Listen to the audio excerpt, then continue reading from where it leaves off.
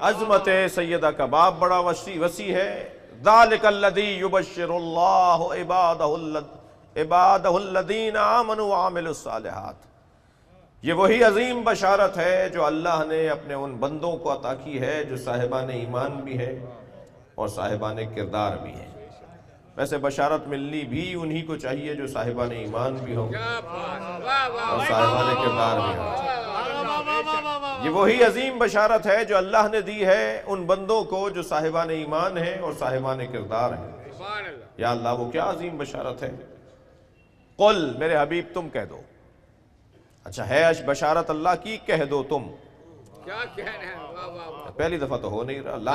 لعنت اللہ کی ہوتی ہے، آتی ان کے ذریعے ہے. برکت اللہ کی ہوتی ہے، آتی ان کے ذریعے ہے. بشارت اللہ کی ہوتی ہے، آتی ان کے ذریعے سے ہے.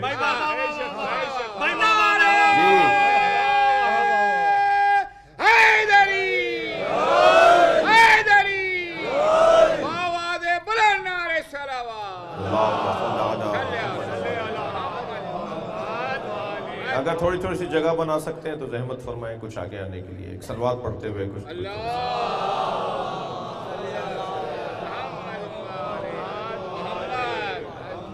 ایک اور صلوات پڑھتے ہوئے کچھ آگے.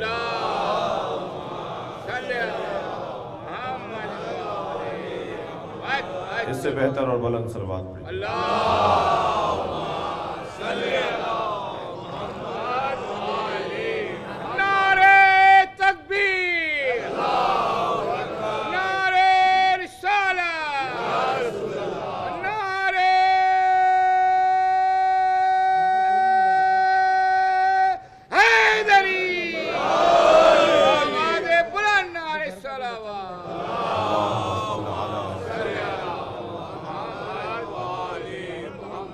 توجہ کر رہے ہیں آپ حضرات؟ تو بحث یہ ہے کہ بشارت اللہ کی ہے. اے مصطفیٰ تم پہنچا دو. قل کہہ دو لا اسألکم، کوئی سوال نہیں ہے تم سے. میرا کوئی تم سے سوال نہیں ہے. میں کچھ نہیں مانگ رہا تم سے.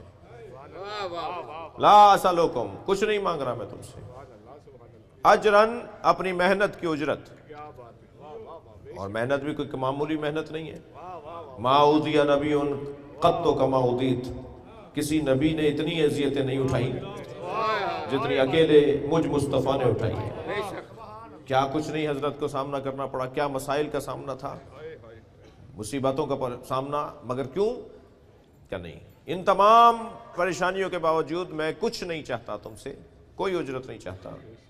الا المودۃ فی القربى، ہاں چاہتا ہوں انکار کے بعد اقرار. کچھ نہیں چاہتا، ایک چیز چاہتا ہوں، اور وہ ایک چیز ایسی ہے جو تم سب کچھ بھی دو تو اس سے بڑی ہے. کچھ نہیں چاہتا الا المودۃ فی القربى، سوائے یہ کہ تم قربہ سے مودت کرو، قربہ سے اظہار محبت کرو، اپنی محبت کا اظہار کرو قربہ سے. یہ مجھے چاہیے. اور ان اجری الا لکم، میری جو اجرت ہے وہ تمہارے لیے ہی ہے. جو کچھ میں تم سے مانگ رہا ہوں وہ میں اپنے لیے نہیں مانگ رہا، وہ تمہارے لیے مانگ رہا ہوں. اس کا فائدہ تم ہی کو پہنچے گا. یہ جو ہم صلوات پڑھتے ہیں، ابھی پڑھ رہے تھے، یہ صلوات کا فائدہ کیا اہل بیت کو پہنچتا ہے؟ وہ تو اہل بیت تو اللہ کی رحمتوں سے بھرپور ہیں، مملوء ہیں. اہل بیت، ہم صلوات بھیج رہے تو اہل بیت کا کمال بڑھے گا، اہل بیت کی کوئی عظمت بڑھ جائے گی. معاذ اللہ آج 9ویں درجے پر ہیں. ہم نے دنیا بھر کے مومنین نے، مسلمانوں نے صلوات پڑھی تو وہ 10ویں درجے پر آ گئے. کیا ہماری صلوات پڑھنے سے ان کا درجہ بڑھ رہا ہے؟ کیا خوب تشبیہ دی ہے ایک بزرگ عالم دین نے کہ ایک پانی سے بھرا ہوا گلاس، رحمتوں سے بھرپور وجود، جب اس پہ مزید رحمت کریں گے تو وہ رحمت وہاں سے بہہ کر اطراف میں جائے گی. اور ہم ہیں اطراف اہل بیت. جب ہم اہل بیت پہ صلوات بھیجتے ہیں تو ان سے ہوتی ہوئی ہم تک آتی ہے. صلوات پڑھیں گے محمد و آلہ.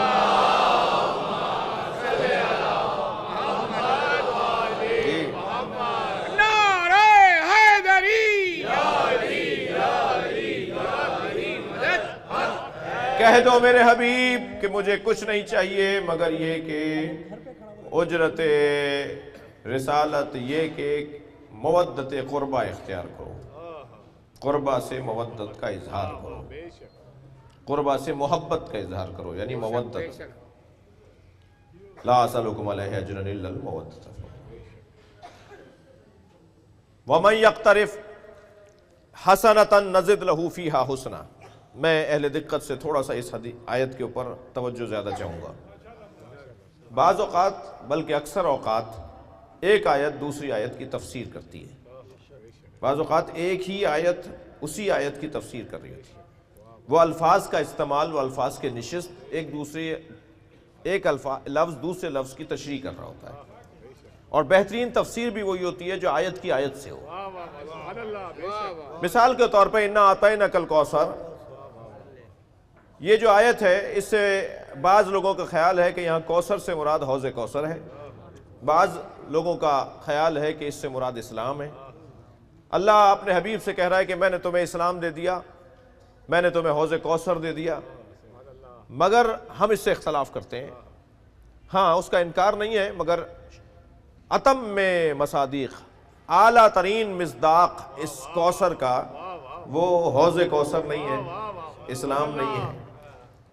وہ کیا ہے؟ وہ آخری آیت تشریح کر رہی ہے نا، ان شانئک هو الابتر. آپ کا دشمن ہی بے اولاد رہے گا. تو واضح ہو رہا ہے نا کہ کوثر سے مراد کوئی اولاد ہے، کوئی بیٹی ہے. تو ایک آیت کی تفسیر دوسری آیت کر رہی ہے. یہ بہت ہے قرآن مجید میں. قرآن مجید کی ایک آیت یفسر بعضہ ببعض، ایک آیت دوسری آیت کی تفسیر کر رہی ہوتی ہے. الرحمن علی العرش استویٰ، رحمان عرش پر بیٹھا ہے. الجھن شروع ہو گئی. ید اللہ فوق ایدیہم، اللہ کا ہاتھ ان سب ہاتھوں پر ہے. الجھن ہو گئی. اتنے سارے ہاتھوں پہ اللہ کا ہاتھ. یہ ہمارے تو ایسے ہاتھ ہیں، 5 انگلیاں ہیں، کلائی ہے، کوہنی ہے، بازو ہے. ہمارے ہاتھ تو یہ ہے، پھر اللہ کا ہاتھ بھی. تو ہاتھوں پر ہاتھ، تو یہ تو ہاتھ ایسا ہے تو کیا وہ ہاتھ بھی ویسا ہے؟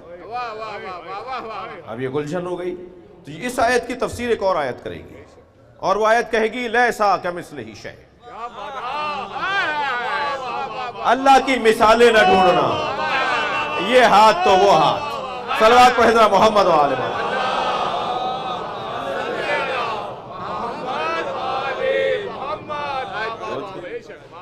رحمان عرش پر بیٹھا ہوا ہے. دوسری آیت کہہ رہی اللہ الصمد، اللہ بے نیاز ہے. یہ بے نیاز ہونے والی جو آیت ہے یہ اس نیاز مند ہونے والی آیت کی تفسیر کر رہی ہے.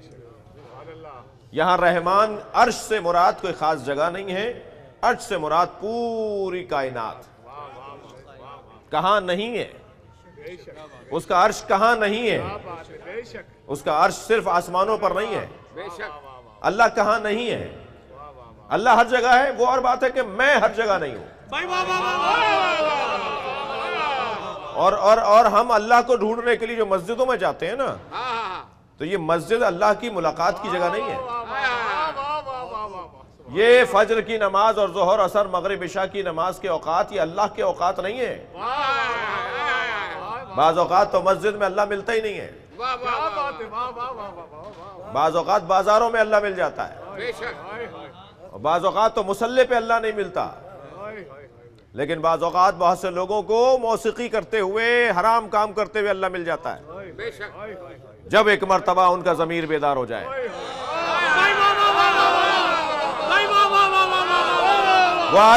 وہ آلت موسیقی کو دیوار پہ دے مارے، وہ حرام شیشہ کسی دیوار پہ مار دیں، انہیں اللہ مل جاتا ہے. اور بعض لوگوں کو تو مسجد میں بھی اللہ نہیں ملتا. جی، اور مسجدیں بھی یہ سنیوں کی ہیں، وہ شیعوں کی ہیں، وہ دیوبندیوں کی ہیں، وہ بریلویوں کی ہیں، وہ سلفیوں کی ہیں، وہ حنفیوں کی ہیں. جی، مسجدیں اللہ کی نہیں ہیں. اور یہ امام بارگاہ کاظمیوں کا ہے، اور وہ جعفریوں کا ہے، وہ سندھیوں کا ہے، اور یہ مہاجروں کا ہے. توجہ کر رہے ہیں؟ وہ پنجابیوں کا ہے اور یہ پٹھانوں کا ہے. نہ امام بارگاہ میں حسین ملتے ہیں، نہ مسجد میں اللہ ملتا ہے.